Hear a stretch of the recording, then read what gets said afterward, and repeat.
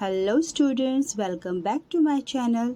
हम अपनी last videos में वर्कशीट नंबर 5 के क्वेश्चन नंबर 1 2 3 तक कर चुके हैं। आज हम शुरू करेंगे क्वेश्चन नंबर 4। क्वेश्चन नंबर 4 सबसे ज़्यादा इम्पॉर्टेंट है, एग्जाम्स में काफ़ी बार पूछा जाता है। फर्स्ट पार्ट में पूछा गया 2 कॉन्जिक्यूटिव नेचुरल नंबर और उनका HCF। कोई भी 2 कॉन्जिक्यूटिव नेचुरल नंबर ले लो, मैं ले लेती हूँ 3 और 4। और अगर मैं देखूँ तो इसका HCF हाईएस्ट कॉमन फैक्टर क्या होगा 1। अगर हम फैक्टर देखें 3 के तो वो बनेगा 1 × 3 और 4 के अगर हम फैक्टर्स देखें तो आएगा 1 2 और 4। तो दोनों में जो कॉमन फैक्टर है वो 1 है और क्योंकि कॉमन 1 है तो हाईएस्ट कॉमन फैक्टर भी होगा 1। तो हमें सिर्फ आंसर लिखना है फर्स्ट पार्ट का जो कि होगा 1। इसके बाद बी पार्ट में पूछा गया 2 कॉन्जिक्यूटिव इवन नंबर्स। कोई 2 कॉन्जिक्यूटिव इवन नंबर ले लेते हैं। मैं यहाँ ले लेती हूँ कॉन्जिक्यूटिव इवन नंबर 4 और 6। कॉन्जिक्यूटिव का मीनिंग होता है कंटिन्यूसली आने वाले नंबर। तो इवन नंबर अगर 4 लिया है मैंने तो उसके बाद नेक्स्ट जो इवन नंबर आएगा वो आएगा 6। अब 4 और 6 के फैक्टर्स लिखते हैं। 1 2 एंड 4 फैक्टर्स हैं और 6 का होगा 1 2 3 एंड 6। अगर हम इसके कॉमन फैक्टर्स देखें तो वो है 1 एंड 2। तो हाईएस्ट कॉमन फैक्टर क्या होगा कॉमन फैक्टर इसमें से 2। तो हमारा जो आंसर बनेगा वो बनेगा 2।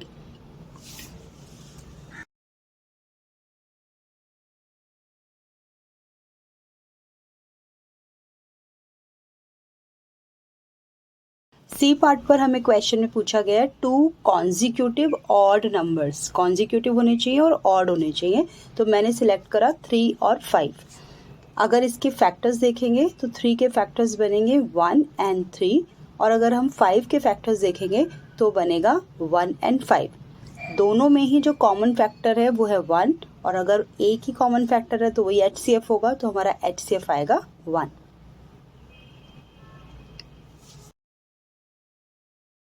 अब चलते हैं डी पार्ट की तरफ जिसमें हमें बताने एनी 2 प्राइम नंबर।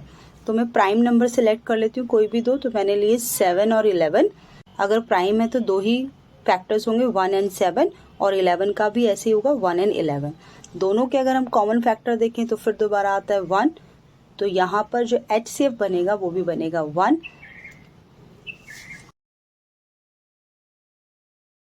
अब चलते हैं क्वेश्चन नंबर 5 की तरफ। Find the greatest number which divides 203 and 434 leaving remainder 5 in each case। इस क्वेश्चन को करने से पहले हमें 5 दोनों नंबर्स में से माइनस करना पड़ेगा। 13 में से 5 जाएगा तो बचेगा 8, यहाँ आएगा 9 और यहाँ आएगा 1। अब इन दोनों नंबर्स का हमें HCF निकालना है। वही तरीका पहले देखेंगे बड़ा नंबर कौन सा है वो डिविडेंड होगा और छोटा नंबर डिवाइस है। तो 429 को 198 से डिवाइड करेंगे। सबसे पहले ये जाएगा नंबर 2 से। जब 198 को हम 2 से मल्टीप्लाई करेंगे तो बनेगा 2 8 ज़ा 16, 9 2 ज़ा 18 प्लस 1 19 प्लस 3 1 ज़ा 2 1 ज़ा 2 प्लस 1 3। तो 396 यहाँ पर लिखेंगे। सब्ट्रैक्ट करेंगे 9 से 6 को तो आएगा 3। 12 में से 9 जाएगा तो बचेगा 3। अब 33 198 से डिवाइड होगा, चेक कर लेते हैं। 33 अगर हम 5 से करेंगे तो आएगा 15 165 और अगर 33 को करते हैं 6 से मल्टीप्लाई तो हमें मिलेगा 6 3 ज़ा 18 1 18 प्लस 1 19। तो 198 पूरा पूरा चला गया 6 ज़ा पे। तो हमारे पास आया HCF 6। क्योंकि स्टेटमेंट क्वेश्चन है तो आप लिखेंगे रिक्वायर्ड नंबर इज 36। अब शुरू करते हैं क्वेश्चन नंबर 6। क्वेश्चन नंबर 6 में 625 में से माइनस करना पड़ेगा 5 और 1433 में से माइनस करना पड़ेगा 3। ये मिलेगा हमें 1430 और यहाँ मिलेगा 620। दोनों का HCF निकालेंगे। 430 को डिवाइड करना है 620 के साथ। 620 को अगर मैं 2 से मल्टीप्लाई करूँ तो मिलेगा 2 2 ज़ा 4 6 3 ज़ा 12।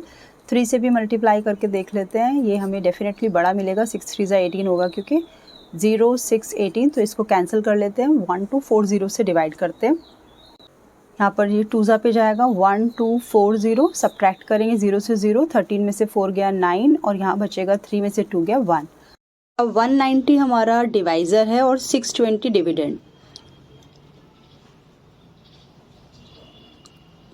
190 को 3 से मल्टीप्लाई करेंगे, 9 3 ज़ा 27, 2 प्लस 3 5, तो 570 जो है नियर बाय नंबर है, तो 3 ज़ा करेंगे 570, सब्ट्रैक्ट करेंगे 0 से 0, 12 में से 7 गया 5। 50 डिवाइज़र है, अब 190 डिविडेंड, 3 ज़ा पे चला जाएगा 150 और सब्ट्रैक्ट करने पे आएगा आंसर 40। 40 1 ज़ा 40 होता है, रिमाइंडर बचेगा 10। 10 से 40 को डिवाइड करेंगे तो 10 4 ज़ा 40। हमारे पास 10 जो है हमारा हाईएस्ट कॉमन फैक्टर आ